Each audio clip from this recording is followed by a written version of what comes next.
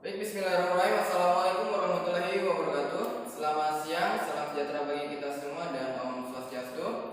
Sebelumnya saya mengucapkan terima kasih kepada dosen pengapung atau kuliah kewirausahaan yang telah memberikan kesempatan kepada kelompok kami untuk mempresentasikan hasil tugas kelompok 4. Saya Andri Kurniawan dengan NIM D1B1 20007 yang akan bertugas sebagai moderator pada presentasi kali ini.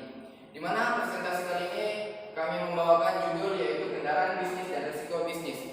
Tentunya hari ini saya tidak sendirian karena saya ditemani oleh kedua rekan saya. Yang pertama ada Desi Mardianti dengan NIM D1B1 22025 dan Nur Aziza Haryani dengan NIM D1B1 22039. Baik, sebagai pendahuluan untuk pengantar pada presentasi kali ini, saya akan memberikan penjelasan sedikit mengenai kendaraan bisnis dan risiko bisnis.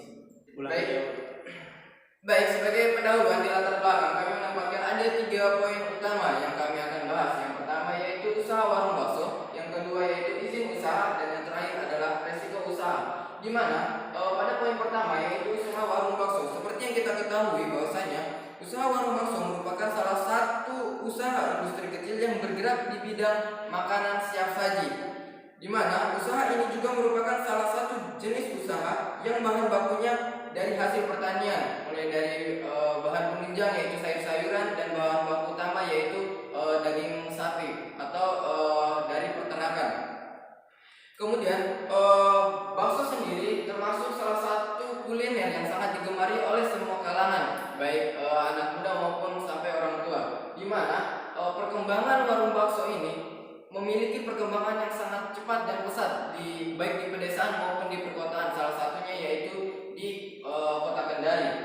Kemudian pada poin kedua yaitu izin usaha, di mana sebelum kita melakukan sebuah usaha atau kita memulai bisnis, kita memerlukan yang namanya izin usaha, karena izin usaha ini menyangkut pada jangka panjang daripada usaha yang kita jalankan.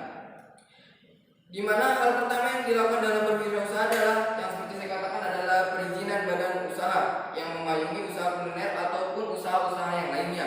Di mana hal ini bertujuan untuk mendaftarkan kegiatan usaha atau bisnisnya kita secara legalitas. Kemudian dalam izin usaha di salah satu narasumber kami yaitu usaha warung bakso, ini memerlukan izin usaha yaitu usaha BPOM. Kenapa? Karena salah satu usahanya yaitu bahan bakunya mudah rusak atau dalam kategori yang dalam kategori frozen food atau makanan beku. Jadi jika untuk mendapatkan izinnya itu harus melalui BPOM, tidak perlu mengantongi izin PRT. Kemudian dalam usaha tersebut sertifikasi halal juga harus dilakukan untuk memberikan kepastian atau kenyamanan kepada konsumen bahwasanya usaha atau terutama bahan yang digunakan sudah termasuk dalam kategori usaha yang halal. Kemudian untuk poin yang ketiga yaitu risiko usaha, di mana umumnya para pedagang bakso dalam berjualan menggunakan gerobak. Namun pada saat ini usaha bakso itu sudah mulai beralih dari yang awalnya menggunakan gerobak, di mana usaha ini biasanya dilakukan dalam skala lingkup keluarga, namun sekarang sudah berdiri di salah satu tempat atau mendirikan sebuah bangunan yang dikenal saat ini yaitu warung bakso, di mana warung bakso ini juga sudah mulai beralih dalam tata kelola perusahaannya atau tata kelola bisnisnya, yang awalnya menggunakan gerobak yaitu hanya lingkup keluarga, sekarang lingkupnya lebih luar dari keluarga. Artinya biasanya kita menggunakan jasa kerja seperti itu. Kemudian untuk resiko usaha yang sering dialami oleh warung makan bakso ini biasanya itu adalah terdapat pada bahan bakunya atau bahan penunjang yang digunakan. Untuk saya selanjutnya sebagai dasar teori dalam pembahasan tugas kali ini, yaitu kami mengambil dasar teori yang pertama yaitu legalitas usaha adalah standarisasi yang harus dipenuhi oleh pelaku usaha untuk memenuhi syarat agar bebas, di mana rujukan yang kami ambil adalah angka itu 2021. Yang kedua, dasar teori juga yaitu kesuksesan suatu bisnis usaha tergantung pada ide, peluang, dan kreativitas para pelaku usaha untuk memberikan perkembangan dalam usaha tersebut. Kami mengambil kutipan dari Suryana 2011. Untuk selanjutnya next akan dijelaskan oleh rekan saya untuk pembahasan lebih dalam lagi. Baik, terima kasih moderator. Saya akan menjelaskan tentang isi materi. Yang pertama itu ada jenis usaha. Kami membagi jenis usaha menjadi 3. Yang pertama, produksi menghasilkan produk, di mana seperti yang kita wawancarai usaha bakso ini. Yang kedua, distribusi memasarkan produk, di mana seperti reseller. Yang ketiga, konsumsi menggunakan produk, di mana seperti yang mencicipi makanan seperti influencer ataupun food vlogger. Lanjut, yang kedua ada faktor usaha. Kita membagi menjadi 4. Yang pertama itu SDM, sumber daya manusia, di mana yang terlibat dalam penunjang usaha. Yang kedua ada teknologi, yang dimana seperti mesin yang digunakan. Yang ketiga ada bahan baku seperti bahan baku dan bahan penunjang. Yang keempat ada modal seperti dana yang disiapkan untuk membangun usaha.